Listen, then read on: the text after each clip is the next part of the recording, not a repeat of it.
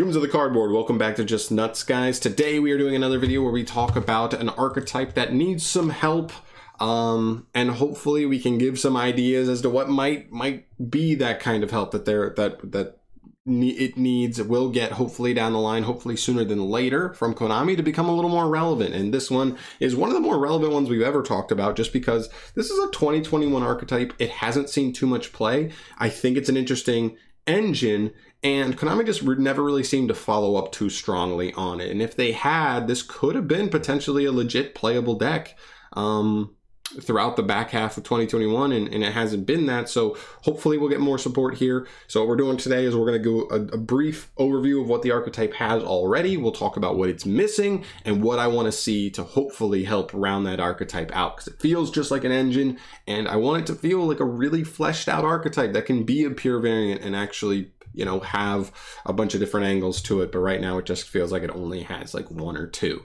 So yeah, let's get into it. Starting off here, of course, is our big boy, our boss monster, Arlecchino. Also, guys, don't forget to leave your thoughts in the comment section down below. What kind of support would you want to see for this archetype? Be curious to hear that.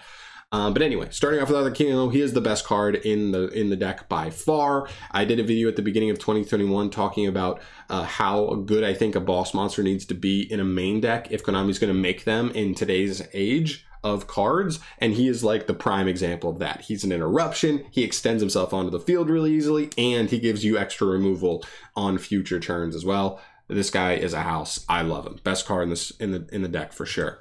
Next up, you have Kamika. This is really, in my opinion, the only other decent monster the deck has. It's kind of like Marionetter on normal summon. You just set one of your traps straight from deck. It's a +1. We'll take it. It's the only normal summon in the deck. This is a control deck. Fine. I like this card. I think it's fine enough.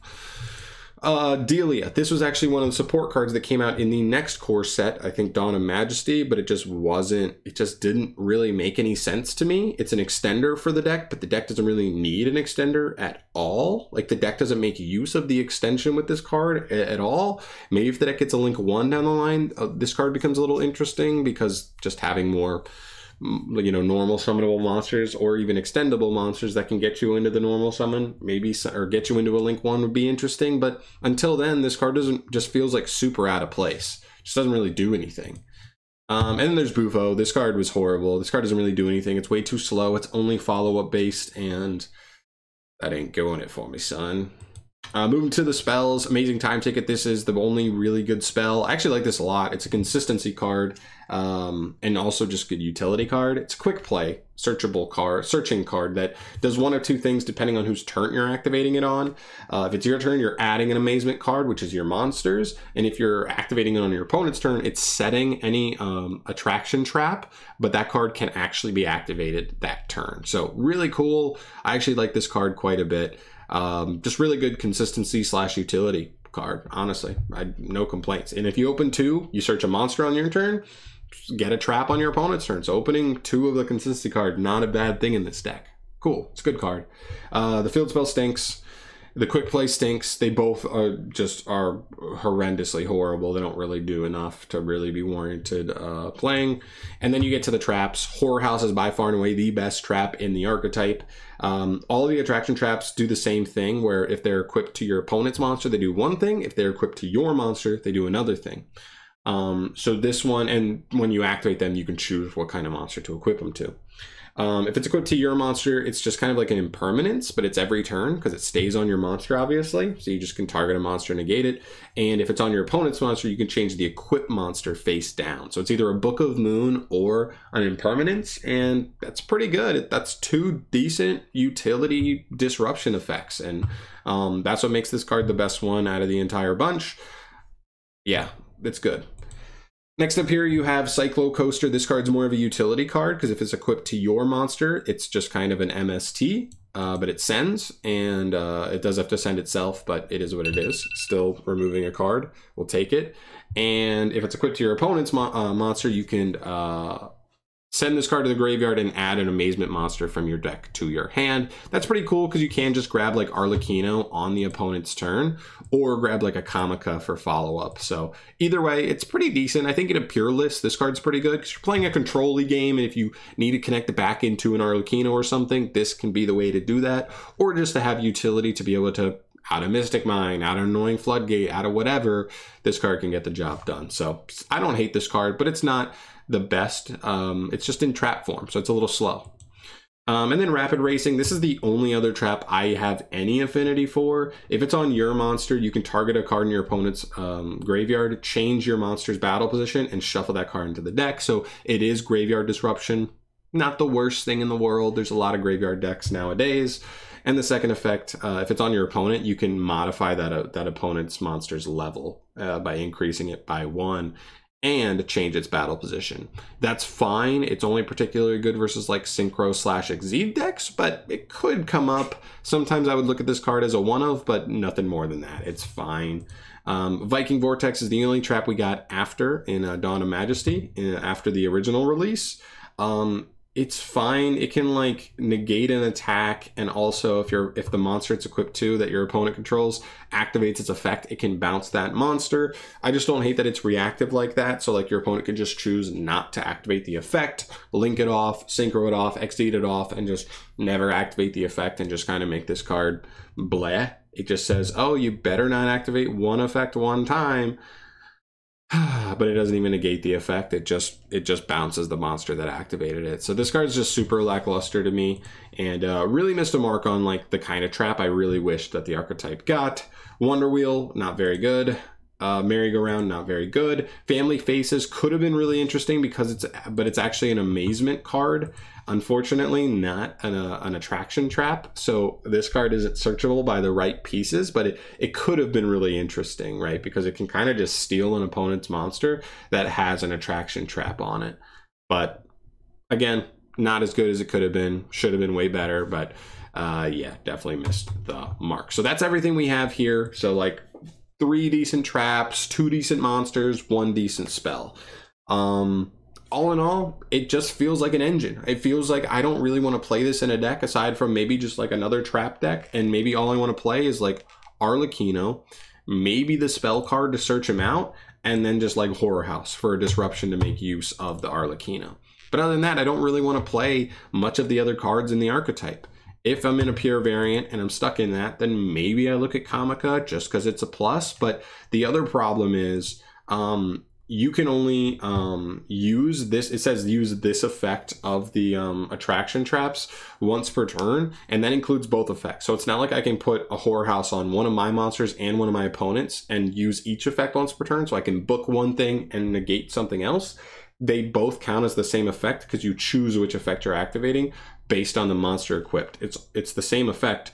So if I have access to Whorehouses, I still only have 1 interruption. So one of the biggest things I wanted to see last year was a new trap that was a good interruption. Maybe some removal, because as far other than like Arlecchino's effect on the following turn, the deck doesn't really have much, really any removal effects. And especially none that are quick effects, because that can be really important, is having like quick effect removal capabilities. So yeah, that was pretty much it. I really wanted to see another attraction trap that was just another good interruptive one. That way, if I had access to Whorehouse, right, if I have Arlecchino to equip a Whorehouse, maybe that means if I have Time Ticket or Comica, I can get the other one and actually set up 2 different amazement interruptions. Whereas otherwise they just become like redundant, or you're stuck to only getting like utility cards like Cyclocoaster, or a really mediocre interruption depending on the deck you're playing, like Rapid Racing. So that felt like something that was kind of necessary. I mean, it's a trap deck, so I don't really think any spells are super necessary. Time Ticket is really all we need as far as a nice utility card. We can already play Extravagance or Prosperity if you want. The extra deck is not really important in this deck at all. Other than that, it comes down to monsters for me. If they wanted to add something in the extra deck, I think a Link 1 is really the only thing that makes sense, because the deck isn't really putting monsters on the field. And so, like, I don't know, I think about a deck like Trap Tricks. They got Sarah. If this deck got a, this deck, I don't know if I'm ever going to hope again that we get a Link 1 as strong as Sarah, because Sarah is crazy. I don't think it needs anything as strong as that, but maybe just, I don't know, something interesting. Maybe a Link 1 that has the ability to equip something from deck or grave, maybe? I don't know. But that would be an interesting way for them to go if they wanted to do extra deck. But other than that, I would just look at other just solid monsters. Maybe a monster that's a little better going second. I mean, I think about like Altergeist, right? And how they have Meluseek. And I'm like, what if this deck had like kind of an interesting, just generic, good going second Meluseek type normal summon?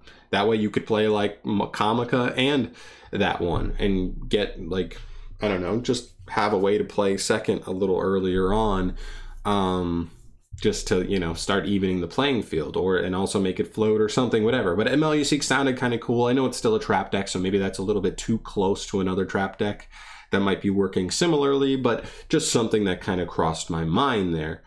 But yeah, that's mostly it. I don't know. It feels like all the deck really needed was one or two more good traps that are interruptions.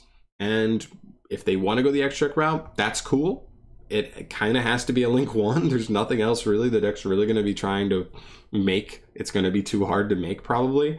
And if they want to do a monster, I'd be cool with a Meluseek-esque monster, or maybe another low-level monster that can jump out of the hand and do something interesting with the Amazement traps, kind of like Arlecchino does, but in another way. I mean, what if this was a whole archetype that just kind of got more monsters like Arlecchino, and you could have 2 or 3 different ones that could all jump out of the hand on the opponent's turn? It would definitely make for some interesting interactive gameplay as your opponent tries to play around you, just dropping big monsters left and right out of the hand on their turn, and then maybe have like different effects depending on things as well, which would be kind of cool. But yeah, that's mostly it. Those are my thoughts for Amazement. Hopefully we get more support in 2022. Again, I loved this archetype on release. I saw those first main 5 or 6 cards. I was like, ooh, and they just never got followed up on. So hopefully we get it 2022. Hopefully it's something that makes the deck a little more interesting. Maybe at least makes it maybe a playable pure rogue deck. We've got Lord of the Heavenly Prison now as a new card. So that's something to keep in mind as far as like other things that have made this deck better as of late. There's some cool stuff for sure. So let me know your thoughts down below. As always, subscribe to the channel if you have not yet, and I'll catch you in the next one. Peace.